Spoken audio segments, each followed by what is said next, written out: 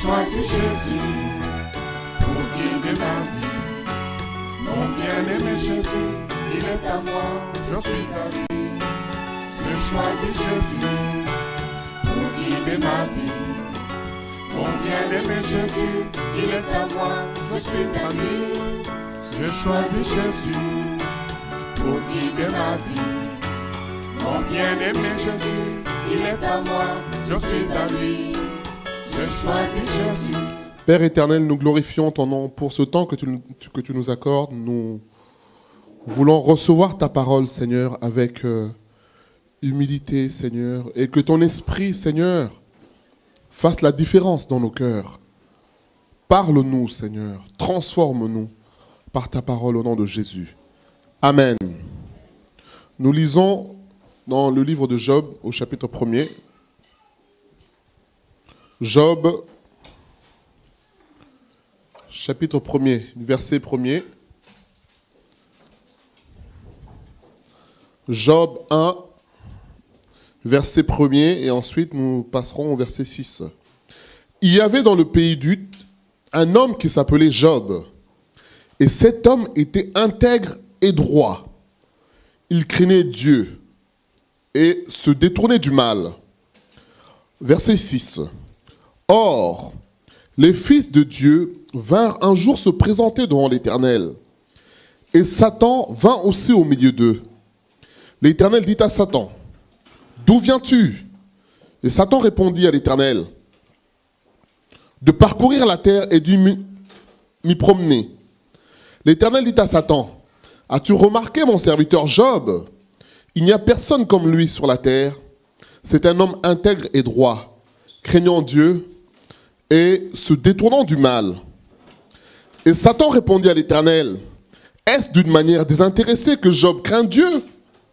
Ne l'as-tu pas protégé, lui, sa maison et tout ce qui est à lui? Tu as béni l'œuvre de ses mains et ses troupeaux couvrent le pays. Mais étends ta main, touche à tout ce qui lui appartient, et je suis sûr qu'il te maudit en face. » L'Éternel dit à Satan, « Voici tout ce qui lui appartient. Je te le livre. Seulement, ne porte pas la main sur lui. » Et Satan se retira de devant la face de l'Éternel. Voilà le passage principal que nous avons à partager aujourd'hui. Mais c'est aussi de ce passage que nous allons tirer l'exhortation, le message du Seigneur. On nous dit qu'il y avait un homme qui s'appelait Job, qui était droit, qui était intègre, qui craignait Dieu et qui se détournait du mal. Il faut savoir que ce n'était pas beaucoup le cas à son époque. Job n'avait pas la Bible comme nous avons la Bible aujourd'hui pour lire, connaître la pensée de Dieu clairement pour nos vies, dans les décisions, les choix à faire. Mais malgré cela, malgré qu'autour de lui c'était la corruption, Job restait droit. On dit qu'il était intègre et droit. Il craignait Dieu et se détournait du mal.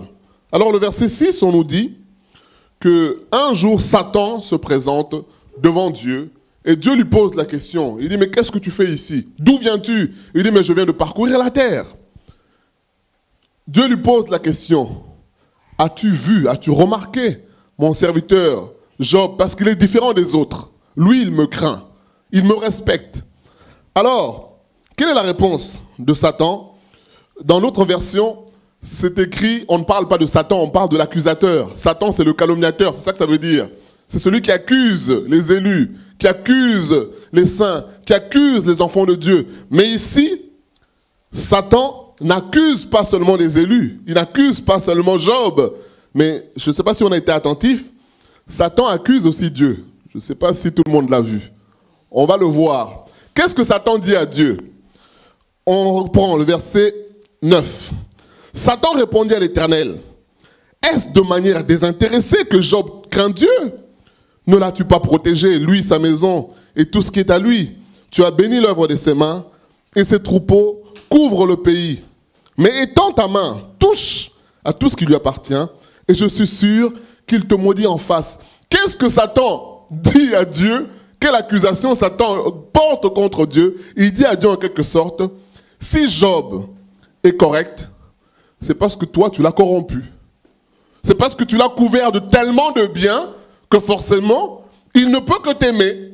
Si tu ne lui donnais pas ces choses-là, il ne t'aimerait pas. Vous voyez comment Satan, je méditais là, je me dis, si Satan en arrive à accuser même Dieu parce qu'il est bon, alors à combien plus forte raison, Satan ne va pas accuser les humains, bien-aimés. À combien plus forte raison, Satan ne va pas condamner les chrétiens. Alors certains sont étonnés de voir que les choses ne vont pas. Parfois des pensées mauvaises arrivent. On se demande mais qu'est-ce qui se passe? Mais vous voyez que Satan ici dit à Dieu, finalement tu as corrompu l'homme. C'est parce que tu le corromps que tu arrives finalement à bénéficier de sa fidélité. Mais ce n'est pas ça le sujet de notre partage. Le sujet de notre partage, c'est toujours le verset 9. Satan répondit à l'Éternel, est-ce d'une manière désintéressée que Job craint Dieu? Satan pose la question à Dieu. Il dit, oui, c'est vrai, Job est correct, Job est intègre, Job te craint, Job se détourne du mal, mais est-ce désintéressé? Qu'est-ce qu'il veut dire? Satan est en train de dire à Dieu, est-ce sans raison que Job te craint? N'y a-t-il pas derrière la crainte que Job a, n'y a-t-il pas derrière cela un intérêt que Job a? N'y a-t-il pas un profit? C'est ça que Satan est en train de dire à Dieu ici. S'il te craint, c'est parce qu'il est intéressé, c'est parce qu'il y a un profit, c'est parce qu'il y a un projet, c'est parce qu'il y a une raison. Et tout ce que je dis là, c'est quand on lit les différentes versions, que ce soit français courant, on dit « Est-ce en vain que Job craint Dieu ?» Version, je crois, parole de vie, je crois, dit « Est-ce sans raison que Job est attaché à Dieu ?» Et il y a une autre version qui dit encore « Est-ce gratuit ?» J'aime beaucoup cette version-là, qui dit « Est-ce gratuitement que Job est attaché à Dieu ?» C'est ça la pensée qui est là. Est-ce de manière désintéressée que Job craint Dieu? Le thème de notre partage aujourd'hui, c'est intérêt ou amour pour Dieu. Beaucoup de chrétiens aujourd'hui, bien-aimés, c'est une réalité. Le christianisme aujourd'hui, c'est que le diable dit, bien-aimé, c'est Satan lui-même qui accuse. C'est-à-dire qu'il connaît l'homme. Et il sait qu'aujourd'hui, l'homme, en tout cas le christianisme tel qu'il est présenté, je ne parle pas de tous les chrétiens, mais tel que le christianisme est présenté, c'est du clientélisme. On te dit, viens à Jésus, tu auras un mariage, tu auras un beau mari, tu auras une belle femme qui te soit soumise, tu auras un mari qui t'aime, tel que tu es, costaud, longiligne, il t'aimera toujours. Viens à Jésus, tu auras un CDI. Viens à Jésus, tu voyageras, tu auras le visa. Bien-aimé, on est arrivé aujourd'hui dans ce que Satan est en train de dire. Est-ce réellement, est-ce de manière désintéressée? La question d'aujourd'hui, ce que le diable pose comme question qui est grave, c'est la question que je nous pose aussi aujourd'hui. Est-ce de manière désintéressée que nous sommes attachés au Seigneur? Y a-t-il pas derrière une arrière-pensée? Bien évidemment, tout le monde me dira, mais si on vient à Jésus, c'est parce qu'on veut être sauvé, c'est parce qu'on veut du salut, il y a un intérêt. Non, ce n'est pas de cet intérêt-là que je parle. Bien évidemment, quand on vient au Seigneur, on reçoit la vie.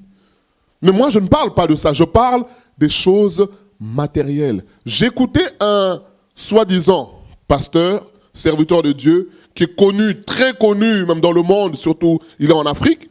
Et le journaliste lui pose la question en disant, le pasteur, vous aimez les belles voitures? Et puis, quelles voitures? C'est Lamborghini, c'est Ferrari. Bien évidemment, il a les moyens de se les acheter. Il n'y a même pas de route en Afrique.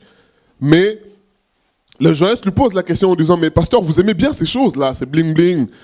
Et il dit, oh, vous savez, si on a cru en Jésus, mais c'est pour avoir ces choses-là. Bien-aimés, vous voyez l'abus dans lequel on tombe aujourd'hui. Vous voyez la bêtise dans laquelle on tombe aujourd'hui. La question que Satan pose, Satan est mauvais, il est manipulateur, il accuse Dieu, il dit tu es mauvais, c'est parce que toi tu le bénis. Mais enlève tout, tu verras qu'il n'y aura plus rien. il ne va plus te suivre. Parce que Job est intéressé, parce que Job a un profit. Et c'est ce qu'on retrouve aujourd'hui dans les milieux chrétiens. Beaucoup viennent à l'assemblée, beaucoup viennent à l'église, beaucoup viennent dans les réunions, parce que chacun a un besoin de réalisation de soi. Vous savez, c'est ça l'évangile de prospérité, où on te dit, come to Jesus, viens à Jésus, tu auras ceci, viens à Jésus, tu seras la tête et non la queue. Bien évidemment, ce sont les promesses divines, ce sont les promesses de la Bible, bien évidemment. Mais les promesses de la Bible ne disent pas que ça. Les promesses de la Bible disent aussi que 1 Timothée 3,12, tous ceux qui veulent vivre pieusement en Christ seront persécutés. Les promesses de la Bible disent aussi, comme l'apôtre Paul le dit, je sais vivre dans la disette comme dans l'abondance. Les promesses de la Bible disent quoi? Philippiens 3, Paul dit, à cause de Christ, j'ai renoncé à tout. Tout ce qui était pour moi des gains, tout ce qui était pour moi comme une force, j'ai renoncé à cela. Et aujourd'hui, le christianisme, c'est devenu, comme vous savez, des ventes aux enchères. Viens à Jésus, tu seras guéri. Viens à Jésus, tu auras ceci. Viens à Jésus, tu auras cela. Tout ça n'est pas faux. Mais si c'est ça notre intérêt, si c'est ça notre objectif, alors on se trompe, bien-aimés. Dieu sait que nous avons besoin des choses. Dieu est conscient que nous avons des désirs. Dieu est conscient que nous avons des attentes. Dieu est conscient que nous avons aussi des besoins. Il le sait. Mais faire de ces besoins-là une condition incontournable, une condition primordiale pour notre marche avec le Seigneur, bien aimé, on tombe dans ce piège. J'ai médité longtemps. Quand le diable, Satan demande à Dieu, est-ce désintéressé? Est-ce de manière désintéressée? N'y a-t-il pas une raison pour laquelle Job t'aime? Bien évidemment, nous connaissons le texte. Nous connaissons l'histoire de Job. Et nous savons tous que, malgré tout, Job est resté correct. Job a tout perdu.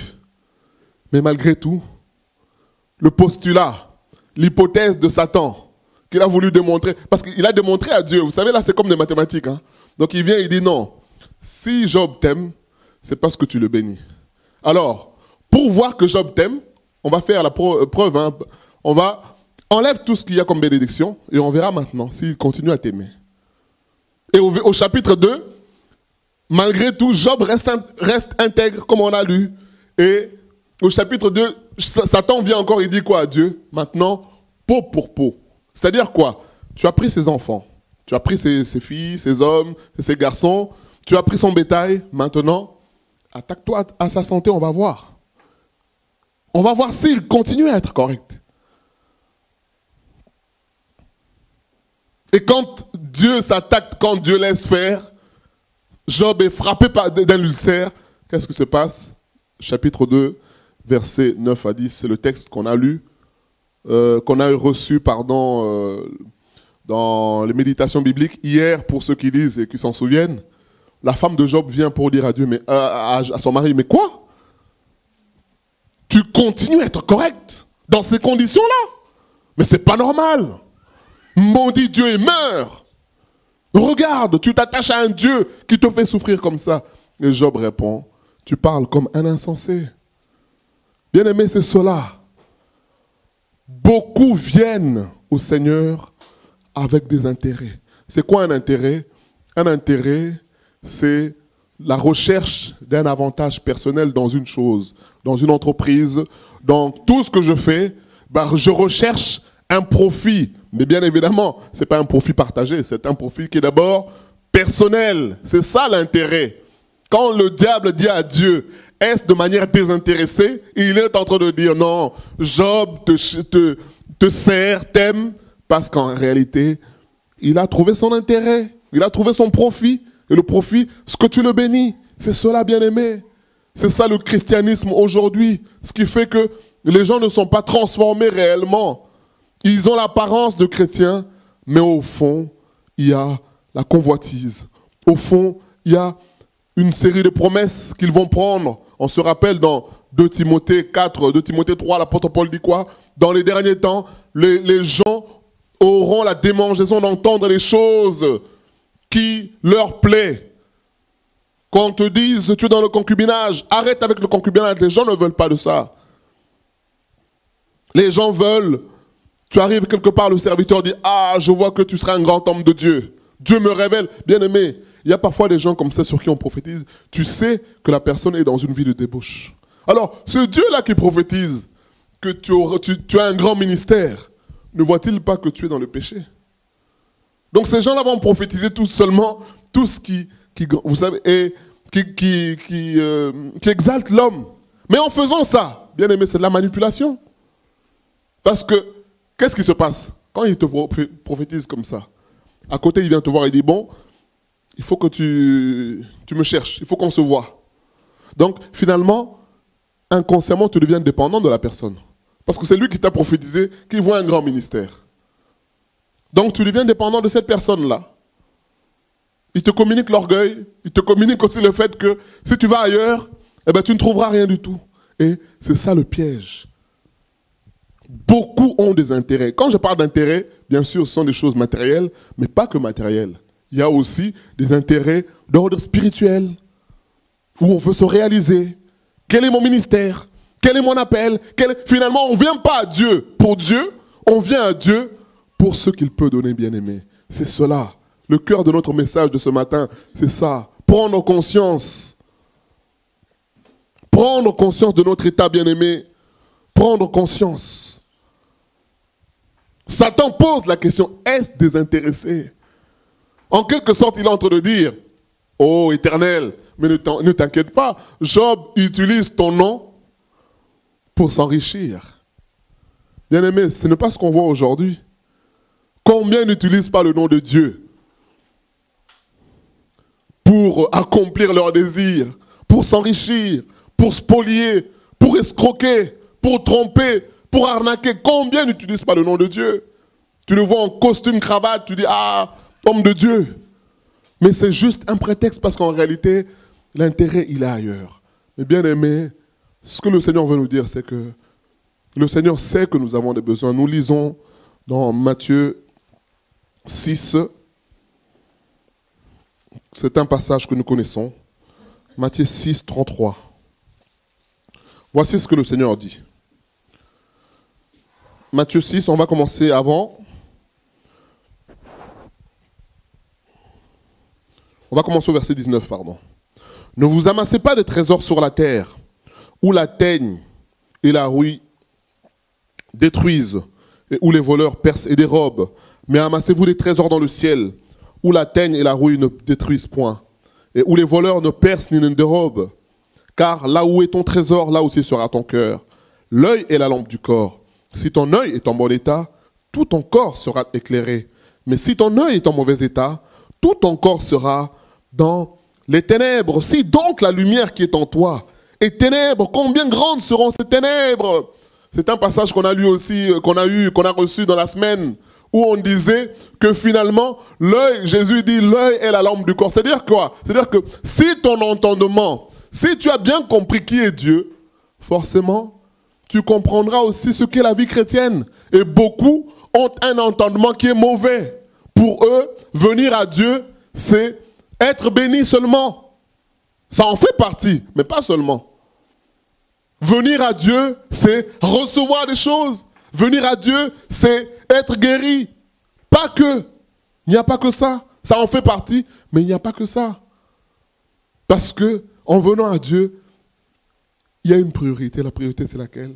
C'est qu'on doit se donner au Seigneur. C'est ça la priorité du Seigneur. Et Jésus explique ça, il dit, l'œil est la lampe du corps. Si tu n'as pas saisi ça, alors tu seras dans les ténèbres. Tu as beau venir à la lumière, mais comme toi-même au fond de toi, ce qu'on va t'enseigner ne sera pas conforme à ce que tu attends. On se rappelle dans Jean au chapitre 2, versets 23 à 24, on nous dit quoi? On nous dit qu'une grande foule suivait Jésus. Une très grande foule. Et on dit même quelque chose de plus grave. C'est que beaucoup ont cru. On peut le lire, hein, parce que Jean 2, rapidement, on va revenir à Matthieu 6. Jean 2.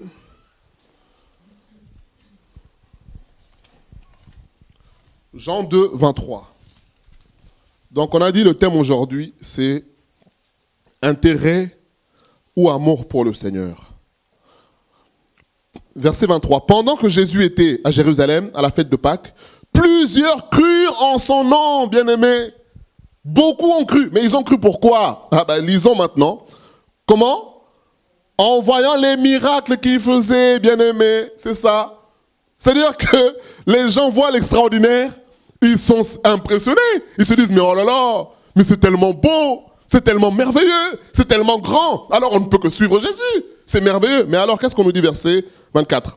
Mais Jésus ne se fiait point à eux, parce qu'il les connaissait tous, et parce qu'il n'avait pas besoin qu'on lui rendît témoignage d'aucun homme, car il savait lui-même ce qui était dans l'homme. On dit que Jésus ne se fiait pas à ces gens-là, parce qu'il savait que ces gens ils se réjouissaient en voyant des choses. Finalement, ils avaient tous des intérêts, ils avaient tous des objectifs, ils avaient tous des attentes.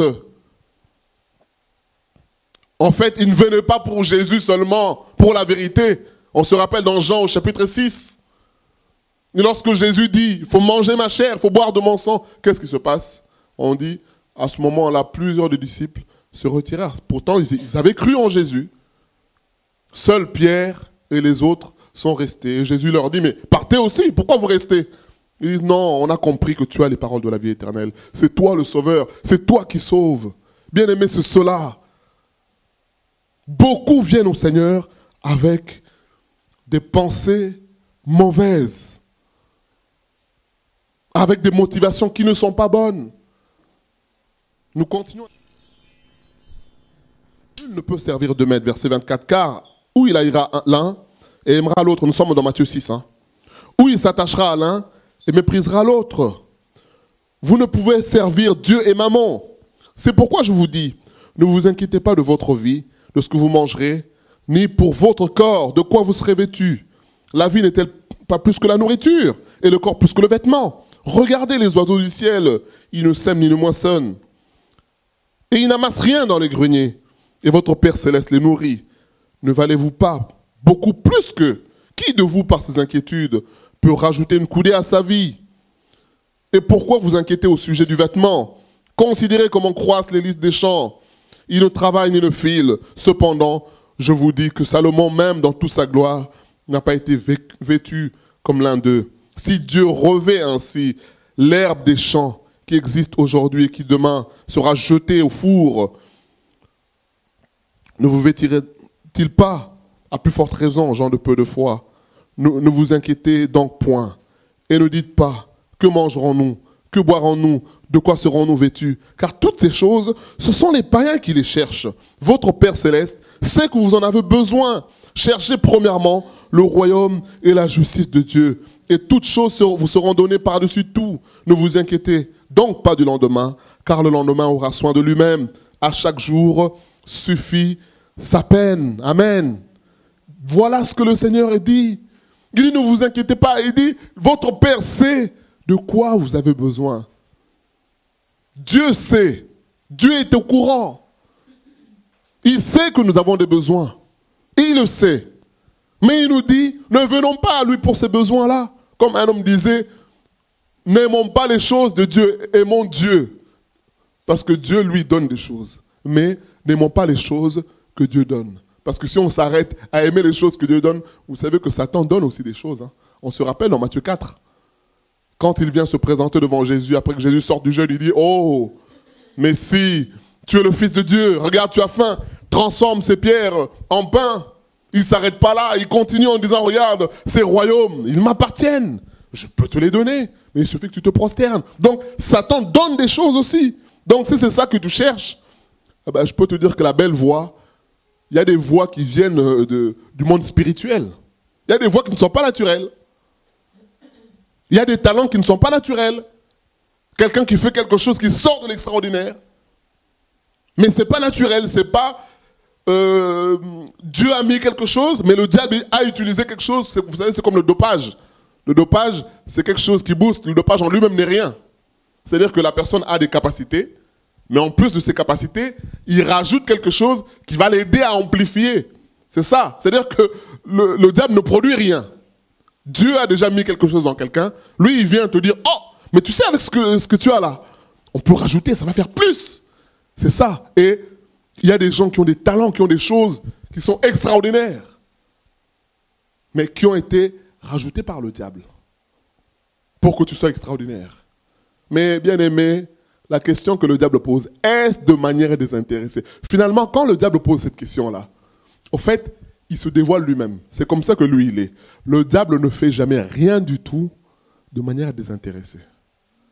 Il ne fait jamais rien de manière désintéressée. Tout ce qu'il fait, c'est avec un calcul derrière. Quand il te donne du talent, quand il te donne la gloire, le premier objectif, c'est quoi? C'est que, avec ce qu'il te donne, que tu le serves. Avec ce qu'il te donne, que tu puisses lui apporter à lui la gloire, parce que c'est lui qui te donne cela. Mais le deuxième objectif, qui est le plus grave, c'est lequel? C'est que toi-même, tu te perdes. C'est que toi-même, tu meurs. C'est que toi-même, tu t'éloignes de Dieu. C'est que toi-même, tu ne sois pas sauvé. C'est ça son vrai objectif, son intérêt à lui. C'est cela. Et beaucoup, malheureusement, bien-aimés, viennent dans les choses de Dieu. Mais en réalité, ils ne cherchent pas Dieu. Ils ont des intérêts. Ils ont des objectifs. Et quand c'est comme ça, le premier homme qui va venir, toi, c'est souvent les femmes bien-aimées, mais ça concerne aussi les hommes, mais c'est souvent les femmes. Les chefs de mariage, les chefs de projet, les chefs de ça, ce sont les femmes. Quand c'est comme ça, je peux te dire que le diable va te mettre défilé de mode. Hein. Le premier qui va passer, le deuxième va passer, le troisième va passer, le quatrième. Tu te rends compte, mais ce n'est pas ça. Et Dieu peut faire aussi que ça échoue. Pour que tu te centres sur Matthieu 6, 33. Cherche d'abord Dieu. Cherche d'abord le royaume. Aime d'abord Dieu. Attache-toi d'abord à Dieu. Connais d'abord Dieu. C'est cela, bien-aimé. Chercher premièrement le royaume de Dieu, ça veut dire quoi? C'est ça notre premier point. Notre premier point nous dit quoi? Nous dit que, bien-aimé, nous ne venons pas au Seigneur pour être bénis. Nous ne venons pas au Seigneur pour être guéris. Nous ne venons pas au Seigneur pour vivre une vie avec sa petite famille, avec sa petite maison, avec sa petite voiture, son CDI. Bien-aimé, nous ne venons pas au Seigneur pour ça, parce que Jésus dit, mais ces choses-là, les païens les ont. Ils les ont, ces choses-là. Bill Gates les a. Trump les a. Toutes ces choses-là. On ne vient pas au Seigneur pour ça, bien-aimé. On vient au Seigneur pourquoi? On vient au Seigneur pour accomplir le plan de Dieu. Et le plan de Dieu, c'est lequel? C'est connaître Jésus. Entrer dans le salut. Bien-aimé, c'est ça le plan de Dieu. Maintenant, quand tu rentres dans le plan de Dieu, qu'est-ce que nous dit Jérémie 29, 11? Lecteur de la Bible. Voilà, je connais les projets que moi j'ai formés pour toi, afin de te donner, quoi?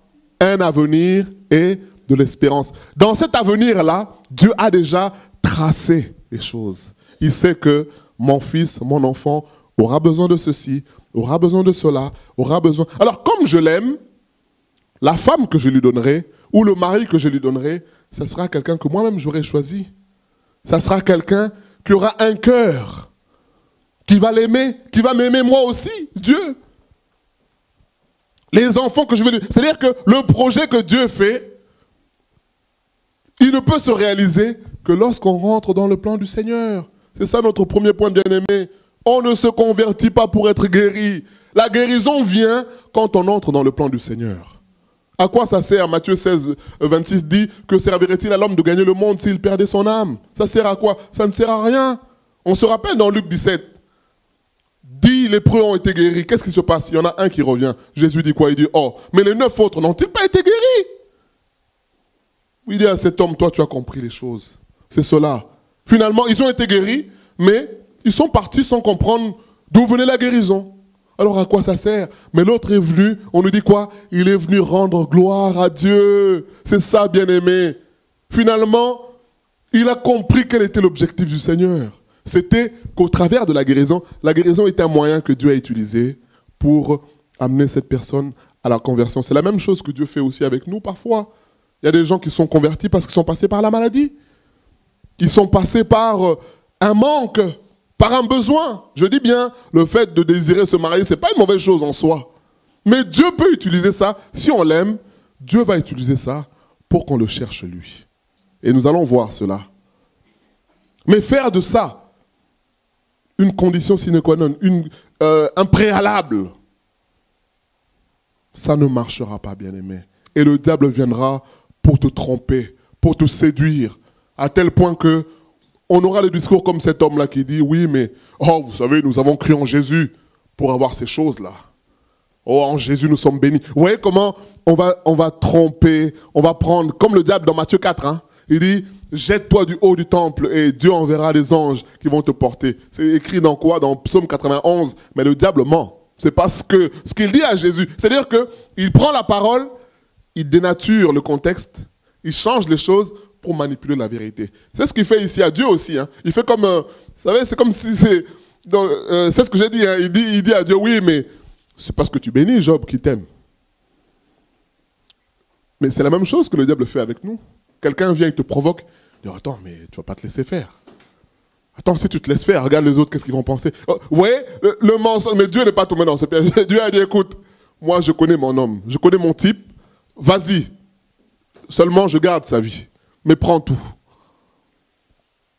Prends tout. C'est cela. Alors, est-ce que nous sommes prêts à accepter cela, bien-aimés? Nous ne venons pas au Seigneur pour avoir les bénédictions. Les bénédictions sont dans le projet de Dieu. Les bénédictions sont dans le chemin. Les bénédictions font partie du parcours du chrétien. Au même titre, d'ailleurs, que les épreuves, qui sont aussi des bénédictions, parce que de la même source, comme on a lu dans le texte qu'on nous a envoyé hier matin, dans ce texte de Job, où on disait, la même source qui te bénit, si cette même source produit le malheur, sache que dans le malheur, il y a quoi? Il y a un bonheur qui est caché dedans. C'est cela, bien-aimé. Et Dieu permettra cela. Pourquoi? Dieu permet cela pour voir réellement si on est attaché à lui ou alors si on est attaché à autre chose, bien-aimé. Dieu permettra les déserts pour voir. Il t'observe. Qu'est-ce que tu veux réellement? Est-ce que c'est moi que tu veux ou est-ce que tu veux autre chose? C'est moi que tu veux ou est-ce que c'est la bénédiction que tu cherches? Ben, Dieu va fermer le robinet. Il t'observe. On se souvient ce qu'il dit dans Deutéronome 8. Hein. Il dit à Israël, oh Israël, souviens-toi de tout le chemin par lequel l'Éternel, ton Dieu, t'a fait passer. Il t'a fait traverser le désert que tu n'avais pas connu. Il a fait manger la manne que tes pères n'ont pas connue non plus. Mais l'objectif, c'était lequel? C'était de voir quelles étaient comment? Les motivations de ton cœur.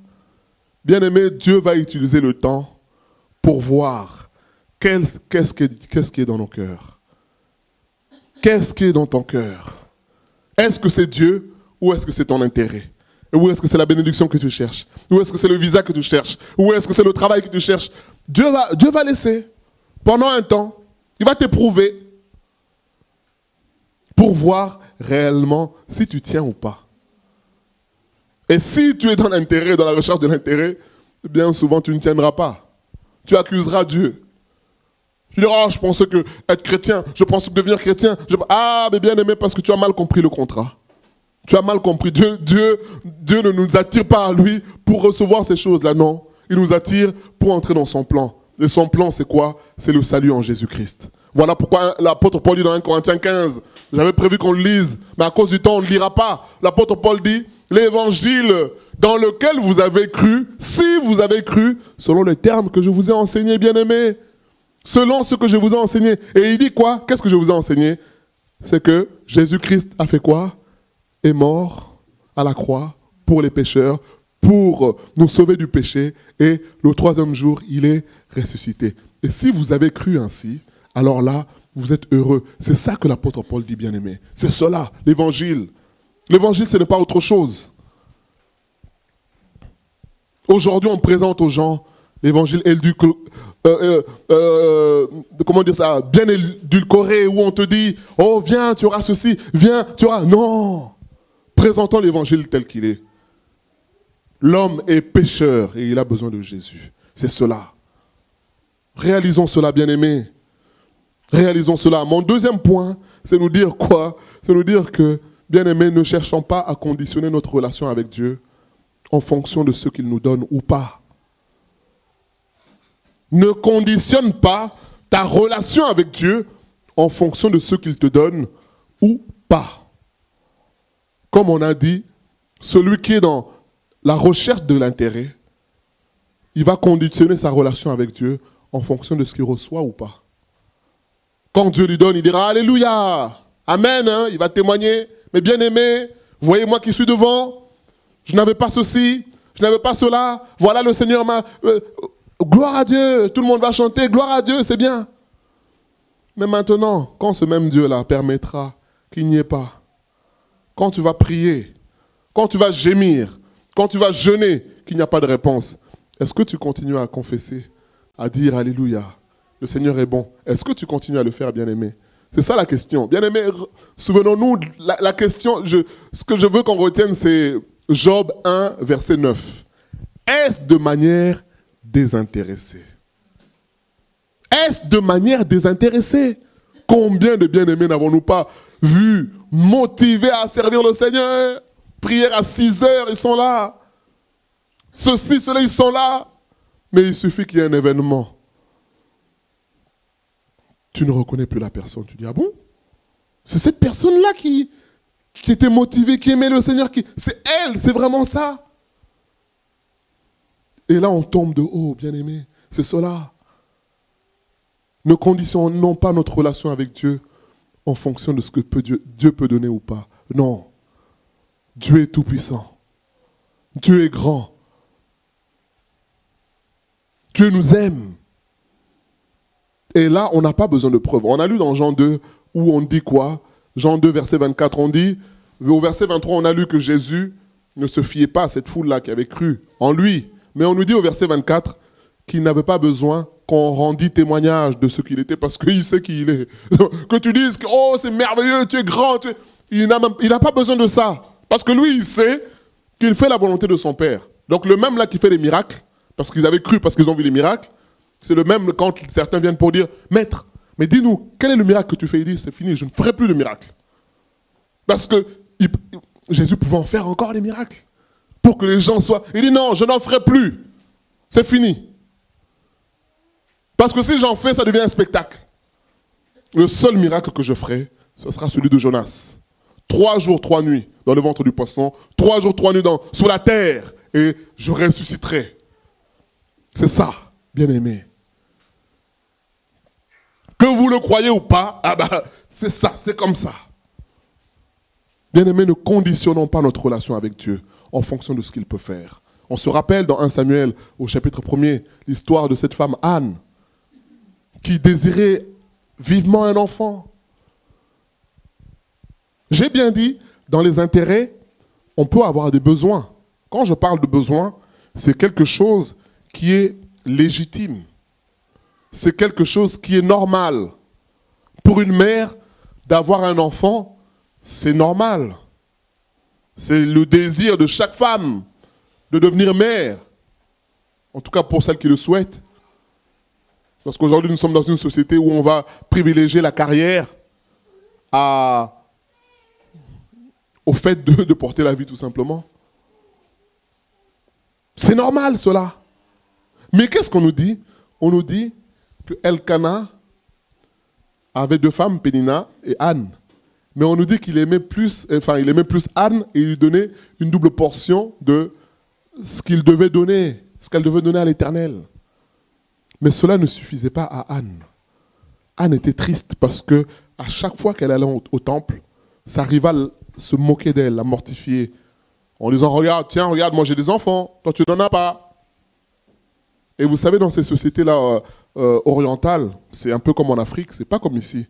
Une femme qui n'a pas d'enfant, je peux vous dire que elle est traitée de tous les noms. On va la traiter de sorcière, on va la traiter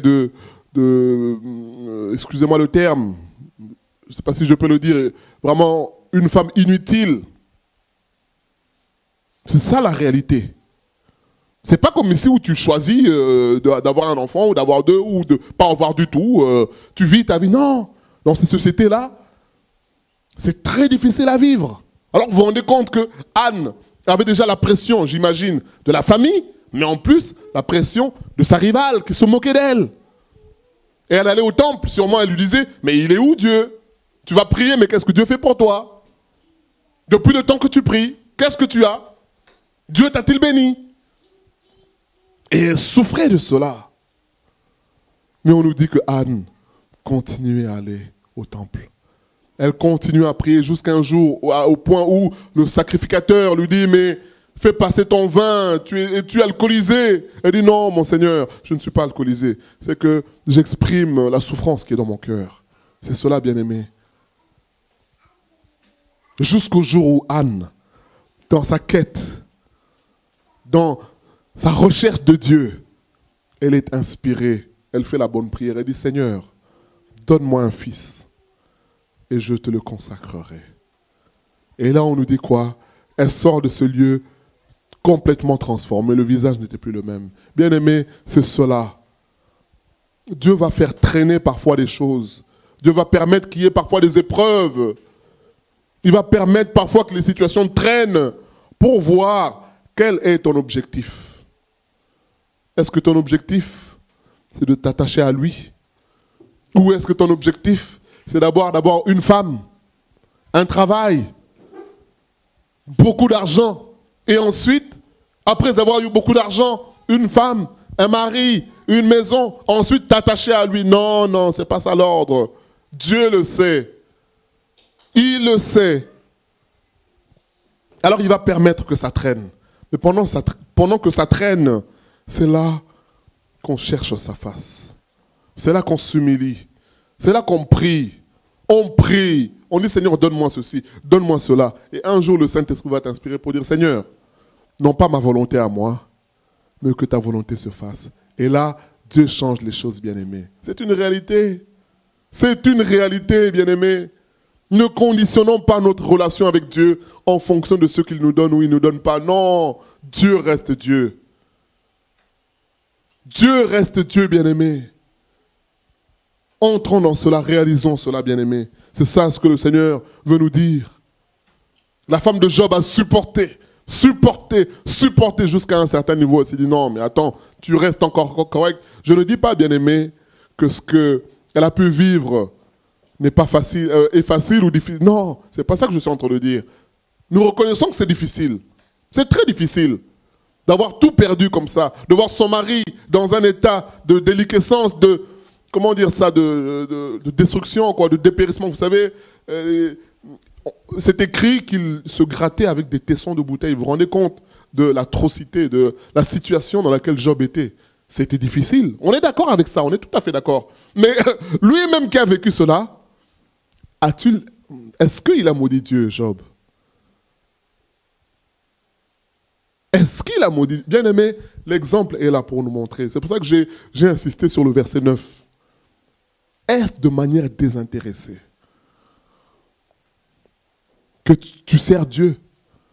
Est-ce que tu sers Dieu parce que les conditions sont réunies? Tout est bien, il y a une louange, il y a une chorale, il y a ceci. Bien aimé, vous savez que c'est une réalité parfois. Il y a des serviteurs de Dieu. Bon, ce sont des choses qu'on a entendues, moi je n'ai jamais vues, mais ce sont des choses qu'on a entendues parfois. Qui sont demandées, tiens, un séminaire à tel endroit, avant de venir, ils vous posent des conditions. Hein. Ils vous demandent, vous êtes combien là-bas? Bon, moi, quand j'arrive, généralement c'est en première classe. Il faut une limousine, et souvent je suis logé au Georges V, ou au Collectionneur, vous savez, ce sont les grands hôtels qui sont sur les Champs-Élysées. Ils posent ces conditions comme ça, bien aimé. Si vous lui dites, bah tiens, on est dans une maison, on prie à tel endroit, je peux vous dire que c'est même pas la peine. Je me rappelle une fois, j'ai parlé avec une personne qui m'appelle, qui me dit, j'ai été conduit à vous appeler parce que je viens d'un autre pays et je sers le Seigneur et voilà, ceci. Bon, elle m'a sorti son CV qui était kilométrique. Bon, moi, je l'écoutais. Et puis, elle me dit, vous êtes où? Parce que moi, j'habite pas loin, mais je voulais avoir la confirmation, vous êtes où? Je dis, écoutez, nous, on n'est plus au 108 rue d'Elbeuf, on n'a plus la salle. Là, on se réunit dans des maisons et on se retrouve, on adore le Seigneur, on écoute la parole, on bénit le Seigneur, on mange ensemble. Voilà, c'est ça un petit peu le projet. Ah bon, vous n'avez plus la salle? Ah, là, je sens qu'il y a un petit pincement. Ok, d'accord. Et vous savez, je fais des CD, je peux vous envoyer les liens, je fais des chansons, je suis connu. Là, elle enfonce encore le clou, la personne. Je dis oui, mais bon, on ne peut pas travailler ensemble à partir du moment où on ne se connaît pas. Donc, il faut qu'on se connaisse. Maintenant, venez voir, si ça vous plaît, si c'est là que le Seigneur veut que vous soyez, vous ferez chemin avec nous. Mais je tiens quand même à vous dire que nous, on se réunit dans la maison pour qu'elle entende bien. Quand on se réunit dans la maison et on est peut-être 15 ou 20 ou peut-être 30 avec les enfants. Voilà. Donc que ça soit clair dans la tête. La personne, ok, d'accord, bon. Bon, dans ce cas-là, je veux vous rappeler, bien-aimés, vous voyez les choses. C'est-à-dire que la personne a vu la salle sur Internet, peut-être les images de, je sais pas moi, 2017, 2015, 2010. Elle s'est vue déjà sur l'estrade en train de manger le maïs, excusez-moi le terme, de prêcher, de alléluia, de faire... Non, il n'y a pas ça. Elle dit, ok, bon, c'est bon, allez. Je vais vous rappeler plus tard, mais on sait, hein, c'est que quand la personne est déçue, parce qu'elle avait ses attentes à elle. Mais la question qu'on peut se poser, je ne juge pas. Mais je me dis, si réellement, parce que quand on a commencé au préalable, elle me dit, c'est Dieu qui me conduit. Mais si c'est Dieu qui te conduit, accepte les conditions que Dieu te donne. Mais c'est ça que les gens aiment. Tu vas à un endroit où tout est bien. Toi, tu arrives juste, tu poses ta Bible, et il y a même la Bible, parfois on te la porte. Hein. Vous savez, il y a le protocole qui vient, il porte la Bible, il vient, il se met, et tu prêches, et puis tu as fini, il vient. Et parfois, tu as la clim, tu as tout, tu as un salon d'honneur. Bien aimé, c'est ça que les gens... Mais la question, c'est est-ce de manière désintéressée? Est-ce que c'est pour Dieu? En quelque sorte, Job dit à Dieu, est-ce que c'est pour toi qu'il t'aime ou est-ce que c'est pour ce que tu lui donnes? Bien aimé, c'est cela. C'est cela la réalité. Et je peux vous dire que la personne a été refroidie tout de suite. J'ai été consacré, madame pasteur, par tel, un tel, elle m'a fait son CV, mais regardez, quelqu'un qui se dit pasteur. J'ai aussi attaqué un petit peu le fait que la femme prêche. Bon, tout ça, je pense que ça a été un coup de massue. Elle a dit, allez, c'est bon, on se reverra plus tard. Voilà, c'est ça, bien aimé. Mais est-ce que c'est pour Dieu que tu fais les choses? Ou est-ce que c'est parce que tu as un besoin de réalisation personnelle? C'est ça la question. Bien aimé, conséquences. On va finir. Les conséquences, c'est que quand on est dans une recherche d'intérêt personnel, c'est que on sort de la relation père-fils, père-fille. On n'est plus dans une vraie relation avec Dieu, bien aimé. Vous imaginez un enfant qui, à chaque fois, fait des choses pour manipuler ses parents, pour séduire. Quand je parle de manipuler, c'est séduire. Et parfois, les enfants fonctionnent comme ça. Il va avoir un bon comportement pendant un temps. Il sait qu'en ayant de bons comportements, il aura une récompense à la fin. Il va faire des choses. Ah tiens, tu sais papa, tel a fait ci, tel a fait ci. Il va accuser les autres. Mais le but c'est quoi? C'est d'être lui bien vu. Mais les parents ne sont pas dupes, les parents savent. Mais vous vous rendez compte, un enfant qui fonctionne comme ça tout le temps, à un moment donné quand tu es parent, ça va te faire mal. Tu vas te dire, ah bon? Donc mon enfant est obligé d'user de subterfuge comme ça pour obtenir des choses de ma part. Mais ça fait mal, bien aimé. C'est pas ça la relation que Dieu veut avec nous. Dieu veut une relation sincère, une relation transparente, une relation vraie. Où quand tu as envie, tu dis Seigneur, voici le désir que j'ai. Il est écrit dans Philippiens 4:6, de ne pas m'inquiéter, mais de te faire connaître mes besoins. Voilà mon besoin, Seigneur. Alors qu'est-ce que tu dis? Seigneur, je t'ai présenté mon besoin, mais je n'ai toujours pas de réponse. Pourquoi? Qu'est-ce que tu veux m'apprendre? Qu'est-ce que tu veux que je sache? Qu'est-ce que tu veux que je comprenne? C'est ça l'attitude que nous devons avoir, bien-aimés. C'est ça l'attitude que nous devons avoir. Considérez Dieu comme notre Père. C'est ce que Jésus dit lorsque vous priez, dites notre Père. Dieu est notre Père. Et dans cette relation-là, on n'a pas à calculer, on n'a pas à manipuler, on n'a pas à tromper, on n'a pas à faire croire ce qu'on n'est pas. Parce que Dieu le sait, il connaît la réalité. Réalisons cela, bien-aimés, réalisons cela. La recherche de l'intérêt va te conduire à quoi? Ça va te conduire, bien-aimé, à l'individualisme, à l'égoïsme. Je cherche mon ministère. Quel est mon appel? Quel est mon travail? Où est ma femme? Où est mon mari? Où est ma bénédiction? En fait, c'est le prénom possessif. Mon. Vous savez, c'est ce qu'on a appris à l'école. Hein? Mon, ton, son, notre, votre, leur. En plus, nous, on chantait ça. Mon, ton, son, notre, votre, leur. C'est ça, bien aimé. C'est-à-dire l'intérêt. Donc, c'est ça même la définition d'intérêt. C'est la recherche d'un avantage personnel. Ça, c'est le dictionnaire. On cherche notre avantage personnel. Les autres, finalement, ils ne comptent plus. L'objectif, c'est moi. Quand l'autre est béni, au lieu de glorifier l'Éternel, qu'est-ce que ça fait? Pincement au cœur. Parfois, l'autre vient, oh mon frère, ma soeur, j'ai été béni, regarde la voiture. Toi, tu es là. Ah bon, ah là là. Mais au fond, là, tu dis, mais Seigneur, c'est toujours les autres, pas moi. Bien-aimé, cherche Dieu. Cherchons Dieu. L'autre est béni, tu dis, ah Seigneur, je bénis ton nom. Comme ça, quand j'aurai une longue route à faire, j'irai à Paris, je demanderai au frère s'il peut me prêter la voiture. Je profiterai aussi. C'est la bénédiction collective. C'est ce qu'on nous dit dans Acte 2. On dit qu'ils mettaient tout en commun. Personne ne disait quoi? Que tel ou tel était à lui. Non, ils mettaient tout ensemble. Donc si mon frère est béni, je loue le Seigneur. Tiens, tu connais la meilleure, la nouvelle. Tiens, tel bien-aimé a été embauché, CDI. Tu glorifies le Seigneur. Toi, tu es au chômage. Tu glorifies le Seigneur. Tu dis, Seigneur, puisque tu l'as béni lui, cela prouve que le robinet fonctionne encore. Donc tu peux aussi me bénir moi. Donc les sources ne sont pas épuisées comme il est écrit dans Lamentation 3. Les bontés de Dieu ne sont pas à leur terme. Il y a un stock, vous savez, je regardais une fois sur Internet les différents stocks de Amazon. Mais ce sont des hangars, mais tellement gigantesques. Vous savez, c'est le monde entier qui... Je crois qu'ils vont ouvrir un bureau à Paris, je crois. Et vous vous rendez compte, j'imagine les gens de la terre qui commandent sur Amazon. Donc, alors imaginez comment sont grands leurs hangars. Alors le stock de Dieu, il est infini. Il est infini. Toi, tu vois que l'autre est béni, toi, tu as un pincement.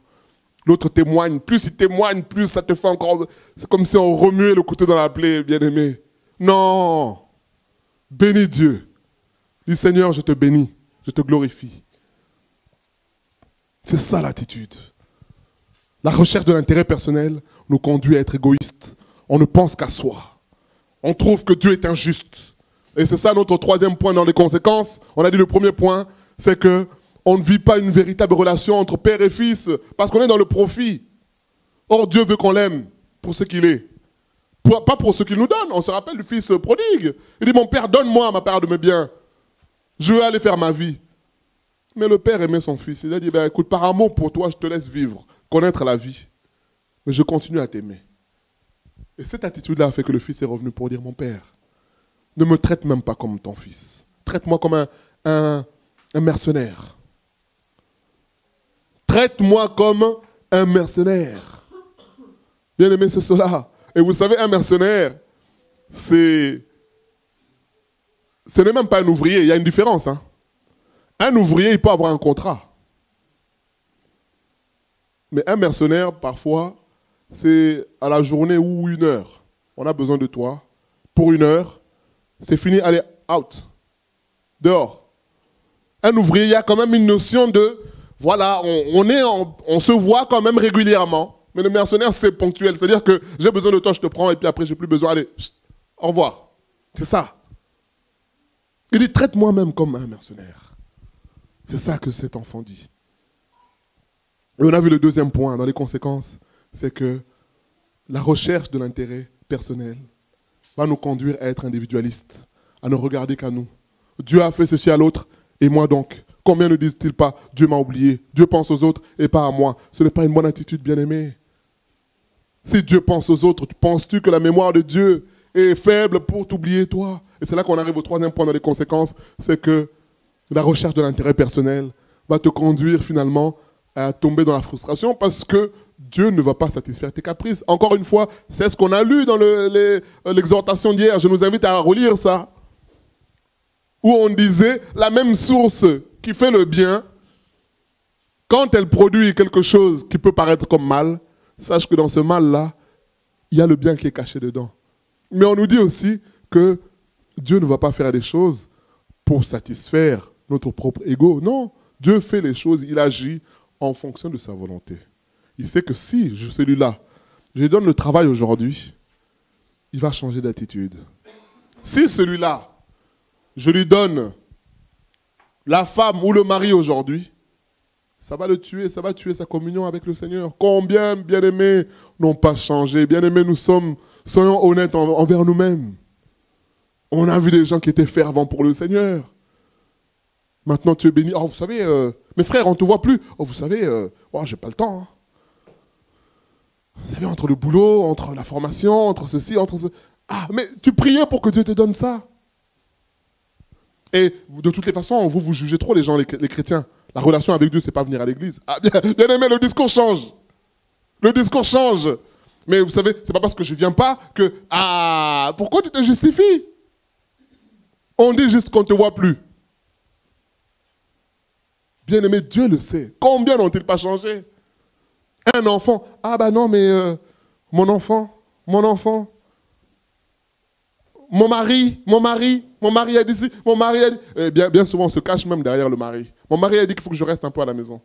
Alors, on se cache un peu derrière aussi. Parce que je peux te dire que si tu as vraiment la soif, tu vas fléchir les genoux. Dire, Seigneur, touche le cœur de mon mari. Combien n'ont-ils pas changé? La bénédiction est arrivée. On ne voit plus les choses de la même manière. On ne parle plus de la même manière. On ne réagit plus de la même manière. Tu sais que tu es en galère, tu pries, tu dis Seigneur, bénis-moi. Maintenant que le compte est plein, bon, tu calcules, tu ne pries même plus. Hein. Maintenant, c'est des calculs. Hein. Tu dis, bon, là, j'ai tant, bon, il suffit que j'appelle la banque. Et puis c'est bon. Or, avant d'appeler la banque, là, tu pries. Parce que la décision dépend de la banque. Maintenant, comme tu as le pouvoir, la décision ne dépend plus de la banque. Tu appelles juste la banque, tu dis, écoutez, faites-moi un chèque de banque de temps. Voilà. Combien ne change-t-il pas? Alors Dieu, le sachant, il va bloquer. Et quand il bloque comme ça, qu'est-ce qui se passe? Colère, frustration. On commence à accuser. Dieu, voilà ceci, voilà. Bien-aimé, ce n'est pas une bonne attitude. Ce n'est pas une bonne attitude. Et Dieu permet cela pour, comme on a dit dans Deutéronome 8, 2 à 5, sonder nos cœurs, voir ce qu'il y a à l'intérieur. Qu'est-ce qu'il y a? Tu m'aimes, tu dis que tu m'aimes. Ok, bon d'accord, tu m'aimes, ok. Oui, je t'aime, ok, d'accord, il n'y a pas de problème. Et lui, il est calme. Hein. Il va bloquer là, il t'observe. Continues-tu à m'aimer? Qu'est-ce que tu vas décider à ce moment-là, bien-aimé? Vous savez, comme on nous dit souvent, les chrétiens en Chine, quand ils se convertissaient, l'époque d'Alan Yuan, Moïse Xie, ces gens-là, quand ils se convertissaient, c'est-à-dire qu'ils signaient l'arrêt de mort aussi. Bien-aimé, c'était ça, les véritables conversions. Quand ils venaient au Seigneur, ils savaient qu'ils allaient mourir. Et quand ils restaient en vie, c'était ça le témoignage. Finalement, le fait qu'ils soient en vie, ils comprennent que c'est Dieu qui nous laisse en vie pour qu'on témoigne. Et ils témoignent. Et on les tape, on les met en prison. Alan Yuan qui raconte 22 ans en prison. Des gens avec qui il était en prison, en plus, ce sont des prisons qui étaient dans le Caucase, vers la Russie, où la température va à moins 40, moins 50. Et les prisons, ce n'est pas dans une pièce fermée, hein, non. Ils sont dans une espèce de pièce, mais avec des barreaux, mais les barreaux donnent à l'extérieur. Donc, en gros, ils sont dehors, quoi. Et vous vous rendez compte, il dit que les gens mouraient de froid. Il n'y avait pas de chauffage. Hein. Les gens mouraient de froid. Et il dit, lui, pendant 22 ans, la chose grave qu'il a pu avoir, c'était un rhume. C'est tout. C'est cela que Dieu attend de nous aussi, bien-aimés. Et nous finissons avec l'exemple de Zachée qui, dans Luc 19, bien-aimé, cet homme n'est pas venu au Seigneur pour recevoir quelque chose. Cet homme n'est pas venu à Jésus parce qu'on lui a dit, mais tu sais, Jésus va te bénir. Jésus va te donner une grande maison. Jésus va te donner ceci, cela. Non. Il est venu à Jésus parce qu'il a entendu parler de lui. Et il monte sur un arbre pour voir, mais qui est ce Jésus dont tout le monde parle? Cet homme extraordinaire. Mais qui est-il? Et ce jour-là, Jésus passe, il dit, Zachée, descends car je viens aujourd'hui chez toi. Je vais loger chez toi. Je vais manger chez toi aujourd'hui.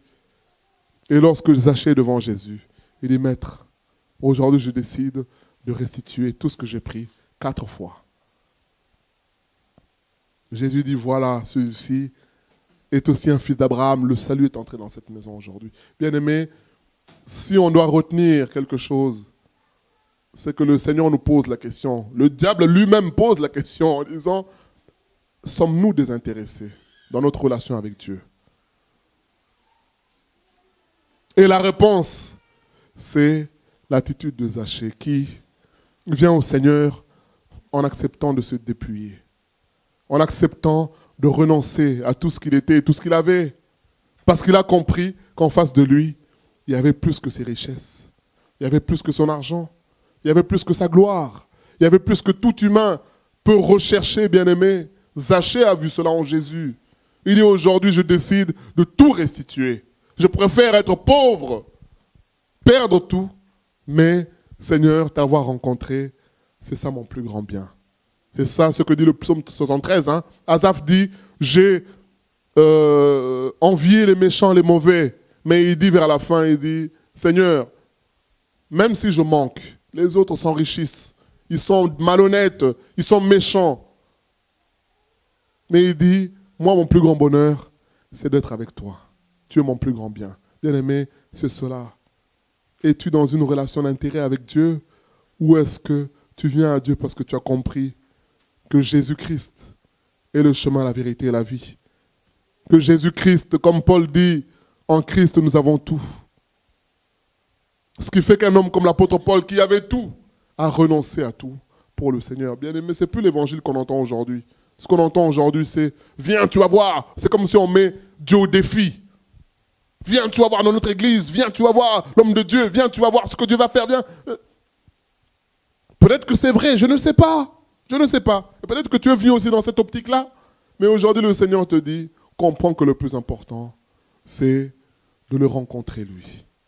Et quand tu le rencontres lui, comme le chant dit, et quand toutes les choses pâlissent à ta lumière. Quand tu rencontres le Seigneur, tout devient pâle, bien-aimé. Tout devient pâle. Ce à quoi tu t'attachais, tout ce que tu trouvais grand, important, glorieux, tout ce que le diable veut te montrer, parce que bien-aimé, le diable, il fonctionne dans le tape à l'œil. Il te montre les choses, mais il ne te montre pas l'envers du décor. Mais quand tu viens au Seigneur, non seulement tu vois les choses telles qu'elles sont, voilà pourquoi Jésus dit l'œil est la lampe du corps. C'est-à-dire que tu vois réellement comme telles que les choses sont, mais non seulement cela, tu vois aussi l'envers du décor parce que tu vois la fin des choses, bien-aimés. Aujourd'hui, les mêmes qui vont t'aduler, qui vont dire tu es grand, mais ce sont les mêmes demain qui vont te lâcher. Je ne sais pas si les gens suivent un peu la politique. La dernière, la vendredi, M. Benjamin Griveaux, proche de M. Macron, candidat à l'élection présidentielle parce que c'est Macron qui le positionne là-bas. C'est Macron qui impose qu'il soit le candidat, parce qu'il y avait d'autres candidats de la République en marche. Et vous savez, le monsieur a dû démissionner. Enfin, démissionner, non. Il a dû retirer, sa candidature à la mairie de Paris. Pour des affaires de mœurs. Vous voyez comment, en quelques clics, parce que tout c'est sur les réseaux sociaux, en quelques clics, bien-aimés, on tanné. Et je le voyais, le monsieur parler devant les caméras. Bien-aimé, nous avons un cœur. Tu regardes la personne, tu dis, ah là là, le diable est méchant. Vous voyez le monsieur parler, il n'y a pas de vie, il n'y a pas d'âme. Dans le regard du monsieur est vide. Vous imaginez que des choses comme ça mises sur la place publique. Alors j'imagine, quand tu vas rentrer chez toi, madame t'attend aussi. Donc non seulement ta carrière politique est presque détruite, mais en plus, il faut maintenant régler dans la famille maintenant. Bien aimé, c'est cela que ce monde propose. Alors pourquoi chercher des intérêts? Pourquoi chercher pour adorer Dieu, avoir une grande salle? Jésus dit à la femme samaritaine, il dit non, ce n'est pas une question d'aller à la montagne, d'aller au temple. Il dit non, Dieu est esprit. Il faut que ceux qui l'adorent en esprit, en vérité. Quand tu cherches Dieu au fond de toi, le problème que Dieu permet, le manque que tu as aujourd'hui, doit t'amener à chercher Dieu. À dire Seigneur, comme Anne, Seigneur, je ne comprends pas. Et plus tu cherches Dieu, bien aimé, Dieu dit quoi? Vous me chercherez et vous me trouverez. Si vous me cherchez comment? De tout votre cœur. Vous me chercherez et vous me trouverez. Mais à une condition. Ne pas me chercher à 90% et l'autre 10% en regardant. Ah, est-ce qu'il m'a donné? Est-ce qu'il m'a donné? Non. Il va vouloir qu'on le cherche à 100%. On dit, Seigneur, maintenant tout ce que je veux, c'est toi. Le reste, si ça traîne, si je n'ai pas ci, si je n'ai pas ça, si je n'arrive pas à voir ça, je ne comprends pas ça. Bon, Seigneur, j'abdique, j'abandonne, je laisse. Maintenant, tout ce qui importe, c'est toi. Ah, c'est ce que Anne a dit. Dieu lui dit, voilà, la prière que j'attendais. C'est ça, bien-aimé. Alors, sondons-nous, bien-aimés, que cette question qui a été posée, est-ce de manière désintéressée que tu sers le Seigneur? Est-ce de manière désintéressée que tu es motivé dans les choses de Dieu? Si on t'apprenait demain qu'il y a eu un décès dans ta famille, est-ce que tu continues à aimer le Seigneur ou pas? Est-ce que tu t'en prends au Seigneur à ce moment-là ou pas? Est-ce que tu continues à témoigner du Seigneur ou pas? C'est ça la question que le Seigneur nous pose. Nous allons prier pour que le Seigneur nous aide.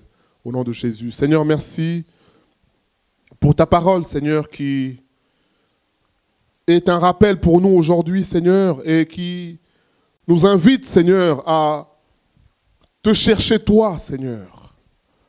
Parce que nous savons qu'en toi, nous avons tout. Et Seigneur, nous te demandons pardon parce que nous avons mis nos intérêts, notre convoitise avant toi, Seigneur. Peut-être que nous nous sommes servis de versets bibliques, Seigneur, qui sont vrais, qui disent que tu bénis, que tu guéris, que tu sauves, Seigneur. Nous le savons. Mais peut-être que nous nous sommes attachés à ces choses plus qu'à toi-même, Seigneur. Nous prions pour que tu nous aides aujourd'hui, Seigneur. Délivre-nous, Seigneur, de tout désir d'intérêt personnel, Seigneur. Délivre-nous, Seigneur. Seigneur, sonde nos cœurs, toi qui connais les cœurs. Seigneur, que les besoins que nous avons nous amènent à te chercher, toi, le véritable besoin de notre âme. Comme il est écrit dans le psaume 42, comme une biche soupire après des courants d'eau, mon âme soupire après toi, Seigneur. Que nous puissions te chercher, toi, Seigneur. Que les besoins que nous avons ne nous limitent pas seulement à désirer ce que nous cherchons, mais à te connaître. C'est ça notre prière aujourd'hui, Seigneur. Que cette question qui nous est posée puisse nous amener, Seigneur, à prendre des bonnes résolutions aujourd'hui. T'aimer pour ce que tu es. Non pas pour ce que tu peux donner. Comme Job, nous avons vu, Seigneur, que Job est resté intègre. Job a eu des difficultés. Il s'est posé des questions. Ses 3 amis l'ont peut-être même fait douter, Seigneur. Mais malgré tout, Job est resté correct, Seigneur. Attaché à toi. Et s'il a pu le faire, Seigneur, tu peux le faire aussi avec nous. Voilà pourquoi nous prions. Pour que tu nous aides, Seigneur. Nous prions pour le corps du Christ de manière générale.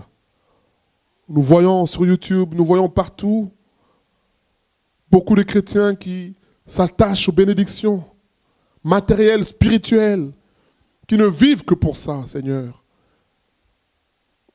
Seigneur, nous prions pour que ton esprit touche tous ces bien-aimés, Seigneur. Qu'ils puissent s'attacher à toi pour ce que tu donnes, Seigneur, que le monde ne peut donner, la vie éternelle, le salut, la nature de Christ, le fruit de l'Esprit. Merci pour ta parole et merci pour ta grâce au nom de Jésus. Amen. Que Dieu soit béni. Passons aux annonces.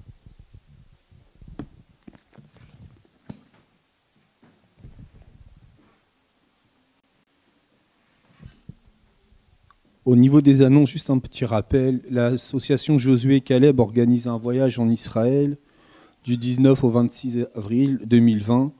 Donc toute personne qui serait intéressée pour avoir des renseignements ou s'inscrire, voir avec notre sœur Claire au 06 37 53 74 94. Le reste des annonces habituelles, le site ccnbethlehem.com où vous pouvez retrouver les directs. Vous pouvez nous suivre en direct aussi et tous les lieux de culte et de rencontre pour les semaines. Si nous pouvons nous lever pour clôturer dans la prière et remercier le Seigneur pour ce moment passé, pour cet enseignement. Vraiment, aimons le Seigneur plus que tout. Servons-le vraiment avec amour et joie et non, comme ça nous a été dit, par intérêt. Car à travers ce qu'il a fait à la croix, il nous a déjà tout donné. Donc vraiment, que nous puissions être pour lui des instruments, tout simplement, à son service. Seigneur, nous venons te bénir et te rendre grâce encore. Grâce pour ce moment passé tous ensemble en famille, Seigneur, dans la louange et l'adoration de ton nom, Seigneur. Merci aussi pour cette nourriture, Seigneur, et que tu puisses la redistribuer à tous ceux qui ont besoin, Seigneur. Aide-nous, oui, à te servir avec joie, avec amour, vivre pour toi avec amour, Seigneur. Que tout intérêt soit nul et sans effet dans nos vies, Seigneur. Merci encore pour ce moment. Nous te remettons le moment de communion fraternelle entre tes mains. Que tu puisses bénir ce que nous allons partager, Seigneur, et que tu puisses multiplier à ceux qui n'ont pas, Seigneur. Sois béni encore, éternel grand roi, pour le reste de cette journée que nous remettons entre tes mains. Conduis toutes choses, que chacun de nous puissions marcher sur le chemin que tu as tracé pour nous en ce jour, Seigneur. Et merci de veiller sur nos bien-aimés qui vont prendre la route pour se diriger vers Paris pour ce culte à venir, Seigneur. Sois béni encore pour ta présence à nos côtés. Merci pour ton règne dans nos vies, Seigneur, et que la gloire te revienne à toi seul au siècle des siècles. Amen.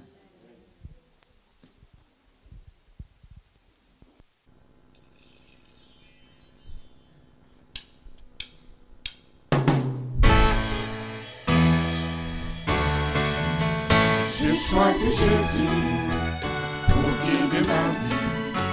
Mon bien-aimé Jésus, il est à moi, je suis à lui. J'ai choisi Jésus pour guider ma vie. Mon bien-aimé Jésus, il est à moi, je suis à lui. J'ai choisi Jésus.